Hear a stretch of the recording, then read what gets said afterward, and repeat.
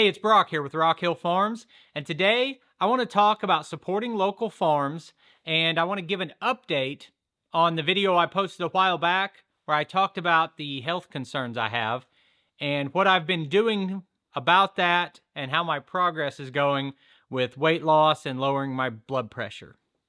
So we'll start with the local farms aspect of it. So growing up rural but not on a farm, over the years, I've heard a lot of people say you're better off buying your meat, and not just meat, but when you can, if you can get anything from the local farmer, it not only helps them, but you're getting a higher quality food product, probably at a better price. So that could be beef or pork or chicken, eggs, milk, whatever you can get, it's a win-win. And I've done it once. We bought a half of a hog maybe 10 years ago. And I've been buying some hamburger from a local farmer, just hamburger by the pound. But I had no idea the benefits of this until I did it myself. So all of the things that people tell me or have told me over the years were true about you get a higher quality of meat and you're helping that farmer. That meat is healthier because it's an animal that, was free range and eating grass rather than the grains. And it's just a healthier animal, which makes a healthier food product. But the part of it I didn't grasp is the tremendous cost savings. I knew that I'd heard people say that it was cheaper, but it's dramatically cheaper. And it's probably more so now than it ever has been before. So when that video was posted, I made a comment that I wanted to buy beef locally. And my friend Paul Case was watching, and so was his son Scott. And Scott gave me a call, said he was getting ready to butcher, and gave me prices on some beef. And he said, $4.50 a pound. I thought he said $4.50 a pound. I could go check the messages. So I went to the grocery store a few days later, and the absolute cheapest meat that you could buy at all, of any beef that is, was $3 a pound for their cheapest hamburger. And some of the hamburger was $4 and $5 a pound. Then everything else, every other kind of beef was dramatically more expensive. So like a roast, you were looking at least $7 to $8 a pound. And I may be a little off on some of these numbers. It's just what I was seeing from memory. And at ribs, you were like at $10 a pound. And for steaks, you were at a minimum of 9 to 10. But that was like the cheapest, thinnest steaks you can get. Not like anything that you get when you buy the whole cow. But steaks went easily to $12 and $15 and $20 a pound. There are packages at Walmart, which is supposed to be a cheap place to shop. You can easily pay $36 for 2 normal-sized steaks. And that's ridiculous, to be honest. So when you average all those prices and compare it to paying $4.50 a pound straight across the board, you're saving so much money that you can't afford not to do it. As I look at all that, and as I was unpacking it, I said there are more premium cuts of meat here, T-bones and ribeyes and sirloins, than there is hamburger. And I tried to do some loose calculations and figure what this would have cost me per pound at the grocery store. And I would say this would be at least $8 a pound, if not $9. He charged me $4 a pound for this. And I don't want to give away all Scott's secrets, but he charged me less than he said he was. And then he gave me more meat. He said this was over 200 pounds of meat. So I gave $800 for over 200 pounds of beef. And at the grocery store, my estimation is that would have cost around $1,800. So everything has pros and cons. The cons are, the negatives to doing this is there are some cuts of meat that can only be a certain thing. And so you have to take a certain amount of maybe types of beef that you're not as interested in. And you may get to the bottom and you had all the steaks and all the ribs and you still have a ton of roast or you have a ton of hamburger meat that isn't in the quantity that you would want. you might have to look for different ways to use that ground beef or use that roast to kind of get rid of it all before you get the next order. And then the other obvious negative is you have to come up with that much money at once. And for a lot of people, if you're on a tight budget, I've been there before where I used to have basically $100 and we had a family of 7 and times have changed a little bit, but I had to get 7 days of food out of $100 for 7 people. And it was very particular how we spent that. And if someone said, I've got a solution, buy 800 pounds of meat at a time. That sounds impossible, but if you can find a way to do it the first time, what are my grocery costs going to be now that all the meat's bought? You can then save so much on your grocery bill every week that you can afford to do it the next time. And then you're getting healthier meat and better quality, better tasting meat. So it's an absolute win-win. And above all of that, what I started off by saying is we're seeing the death of the local small farmer. It is becoming harder and harder to be a small farmer, and it's all being pushed out to where the farms are controlled by big corporations. And if you didn't grow up on a farm and you said, I'm going to buy land and buy equipment and become a farmer, it is so cost prohibitive to try to be profitable at that. Like the guys that are still out there doing it and making their way as a farmer, if you can help them out, I say do it any chance you can. So I'm going to look for the opportunity. I know there's tons of people around here who do it. I want to buy local eggs and local honey, which I'm going to be making my own honey now that I've got bees. But every bit of that, as much local as I can, try to help those farmers out. I also promised an update on my health. So a very quick recap of what I told you guys in the first video. Over 2 years ago, I was told I needed to go on blood pressure medicine. My blood pressure was like 140 over 90 something. I always, when I do this, I forget what the bottom number is a lot of times. But I went in once, it was like 140. He tried to say I had to go on medication and I wouldn't do it. Then I went back a year later for something else and it was over 150. And then my wife checked it. My blood pressure was over 150 when she checked it. And there were other things.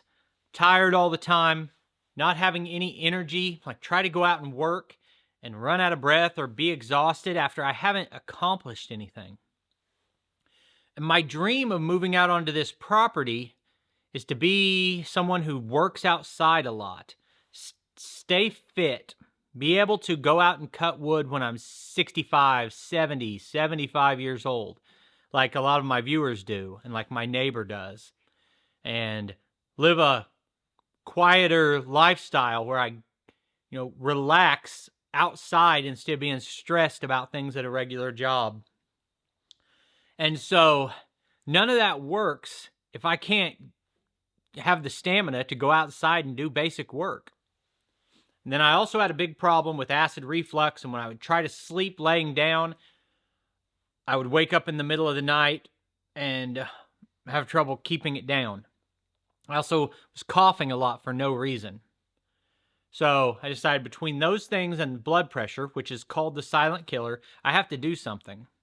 And my intention was not to give any updates on that until 90 days, but I'm only 45 days in and I'm going to give a quick update on it. It's going fantastic so far. In 30 days, I checked my blood pressure. I checked it before, didn't check it the first month. My wife bought like a do-it-yourself little digital readout blood pressure monitor that I can use. And she showed me how to use it. She works in the medical field. And my blood pressure after 30 days had dropped from 150 to 120 over 80, which is exactly what they call normal. Now that I have that, I've been checking my blood pressure every day just because I kind of like seeing where it's at. And I don't always check it first thing when I wake up or at the same time, or I don't want to stagger the results because when you first wake up, you're relaxed and your blood pressure's lower before you eat or something. So I've checked it at night and during the day, all different times. And I got a blood pressure reading as low as 101 over 76. and the worst number I've got was 128/90. But pretty consistently, my blood pressure is between 115 and 120, where it was 140 and 150 before. If you do a little research on blood pressure, you'll find that the difference between a 150 blood pressure and a 115 is a dramatic difference to your health. As a result of that, I've also lost 25 pounds. When I started, I weighed 270 pounds at 6 foot tall. And today, I was 245 pounds. And that 25 pounds is a big deal. And I have a plan. My goal is to go a lot further than that. And my intention is to not just do a diet until I get a result, but just live this way the rest of my life. Because why would I not if I feel better? Before I get into exactly what I'm eating, I want to tell you I think it's the right plan for me. I've done vegetarian. I've done portion control where I was counting calories. I've done intermittent fasting where I only ate during certain periods of the day. And I found all of those to be difficult to maintain. For me, this is very easy to maintain. When I was intermittent fasting, I would try to go as long as I could throughout the day before I ate. And say, I'm not going to eat until 4 p.m. And then I eat from 4 p.m. to 8 p.m. And that's my window. And that's a popular thing, intermittent fasting. And I had decent results with it at one time. But all day, every day, it was like a struggle. How long can I go? Can I wait another hour? I'm so hungry. With this, I just eat any time I want and anything I want within the parameters of the diet. And if that means I wake up in the morning and I have a big steak at 8 a.m., that's fine. But what I'm finding is most days I'm accidentally intermittent fasting. Today, the first thing I ate was about 4:30 p.m. I made a big thing of ribs. I had one portion of ribs about 4:30. And let's see what time it is now. It is 6:20. I just had a second portion of ribs. I'm probably done for the day. And I don't want to get too into a dogma about only this diet or this is the perfect solution. I'm just going to tell you what I'm doing and why I am doing it this way. So what I'm doing is the carnivore diet. Mostly I'm doing the lion diet. The lion diet means you only eat red meat, basically. You don't eat anything that a lion wouldn't eat. The carnivore diet is only meat and eggs. And that's what I'm doing. Why am I doing that? Well, first I'll tell you something I don't tell people very often, but here I am announcing it to the world. I was a vegetarian for a long time because I was getting health results from that. I stopped getting results from it because I wasn't following the right type of vegetarian diet. But I've spent a lot of time trying to educate myself on healthy diets. And what I would say is that any diet that cuts out processed foods and corn syrups and all of those types of things that we know to be unhealthy can work. They can all be good. You can do a Mediterranean diet. You can do intermittent fasting. If you have the type of willpower that takes, you can just eat a balanced diet with smaller portions. But here's what I know about myself. I am capable of extreme restriction. I am not capable of moderation. And so what that means is, if I come up with a plan to say, I'm allowed to eat potato chips, I just won't eat very many. That will never work for me. Maybe someone else can, I cannot. For me, and I think for most people, sugar and processed food are like a drug. We become addicted to those substances and then we crave them. And that craving is something that you can overcome sometimes. But you cannot overcome a craving 24/7, 365. So if I had some M&Ms right now, then probably I'd think of nothing but sugar and sweets and desserts and stuff every minute for the next 24 hours. But if you purge yourself from those unhealthy foods, after a period of time, you stop craving them. And I apologize for going long here. I just want to say what I have to say. It's exactly like smoking. I smoked for 2 years, from when I was 18 until I was 20. Before my first son was born, I quit smoking and have never done it again. Same thing with drinking, an alcoholic or someone who's addicted to any substance like caffeine or sugar or anything else. If you want to say, I know you're an alcoholic, but I think a good starting point would be if you only drank 2 beers a day. That's going to be very hard to stick to. But if you can get someone to go past the first month, then it becomes easier. So I think complete restriction works better for me than moderation. So what I'm doing is eating the most simple, basic diet a person can eat. I basically just have steaks fried in bacon grease, and then I might have a steak and a package of ground beef fried in bacon grease. And a lot of people are going to say all that salt and fat is unhealthy. I've spent 100 hours watching doctors talk about this diet and whether or not it's healthy.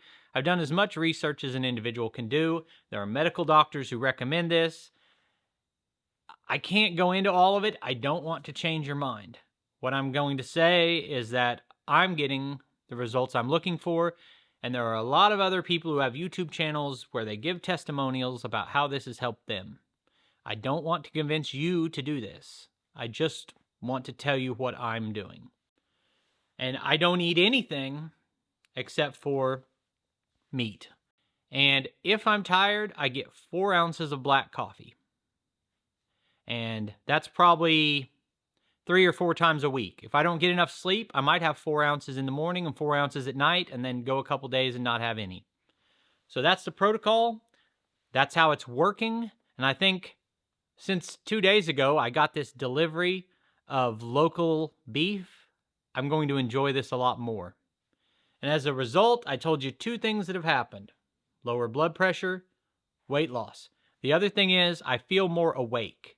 Kind of like before, I felt like sometimes I'm walking around like dragging my feet, eyes half closed, low energy. And now I feel like more energized and more excited to go about my day.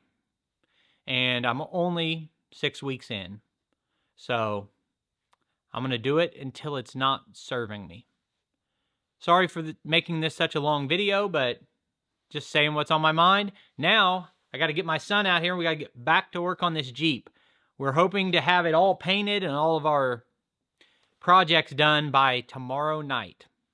I appreciate you taking time to watch the video. I'll put links on the screen to a couple more of our videos, and I'll see you next time.